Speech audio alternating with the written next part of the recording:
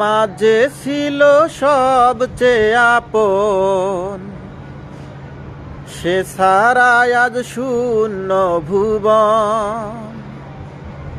আসবে না মা ফিরে কভু, কেঁদে যতই ভাষায় নয়ন। হে প্রভু তুলেছি এ হাত, তুমি তারে দাও গো নাজাত, করে নাও আপন।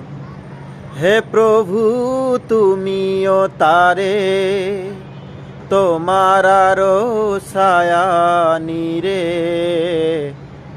করিও লালন মাকে করিও লালন।